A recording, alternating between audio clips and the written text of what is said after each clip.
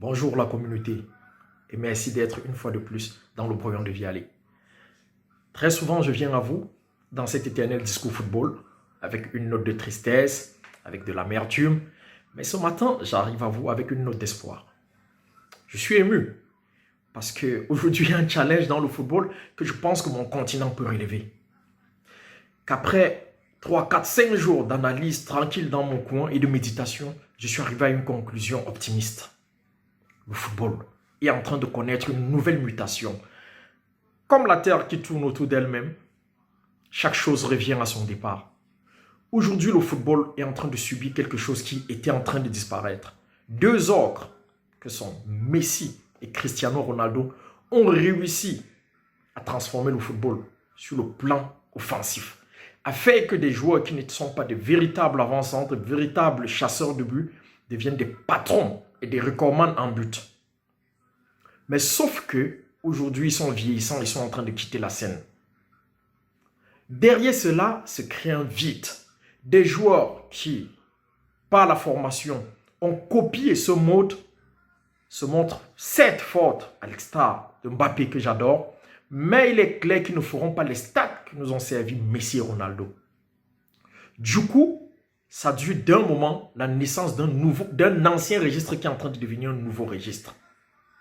Le véritable numéro 9. Lewandowski emporte flambeau. Haaland, le grand challenger. Ciro Immobile, qui a réussi, on ne parle pas trop de lui parce que ce n'est pas une pop star, mais qui a réussi à être soulier d'or européen pendant que Messi et Cristiano Ronaldo sont encore en exercice. Benzema au Real de Madrid qui se repositionne en pointe et qui fait des miracles. Alors, à côté, on voit des clubs qui peinent à se fabriquer un nouvel avant-centre et ça devient un réel problème dans les débats des directeurs sportifs, entre directeurs sportifs et entraîneurs. Le cas du Paris Saint-Germain avec le départ de Cavani, l'Olympique de Marseille, l'Olympique lyonnais, la Juventus de Turin. On voit aujourd'hui des challengers comme le Napoli qui continue de se chercher un véritable attaquant.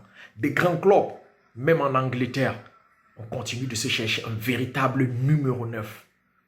Une équipe comme Liverpool qui règne, mais qui est obligée de prendre ce jeune Jota qu'ils sont en train de vouloir en faire un véritable numéro 9. Pourtant, il est toujours dans le profil Firmino. C'est lui du joueur utile pour l'effectif. Alors, il y a la renaissance du véritable numéro 9 dans le football. Et c'est la raison de mon espoir maintenant. Pourquoi j'ai de l'espoir? Parce que nous, Africains, on est adossés sur deux qualités majeures. La passion et la nature athlétique. Il y a longtemps, et ça a toujours été le cas en Afrique, et c'est ce que je voudrais qu'elle change. Cette mentalité où des joueurs athlétiques puissants, mais qui n'avaient pas de marge technique en Afrique, ont tendance à être balancés en défenseurs. C'est une erreur. J'invite ici les entraîneurs africains à changer de politique. Des joueurs puissants, grands, athlétiques, qui ne peuvent pas, qui n'ont pas la qualité technique que vous recherchez dans l'entrejeu, mettez-les en pointe en faisant des avant-centres, en faisant des buteurs. Parce que dans 5-10 ans, trouver le véritable avant-centre, avoir le véritable avant-centre sera aussi précieux qu'avoir du diamant.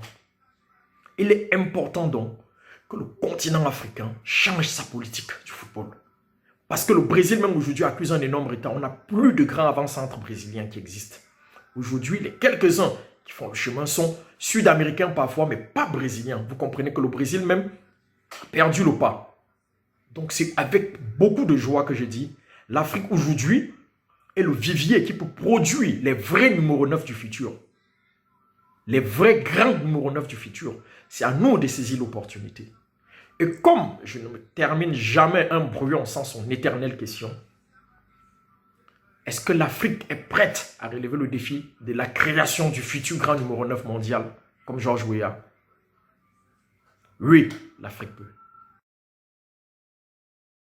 C'était le brouillon de Vialer avec beaucoup de joie ce matin. Merci bien.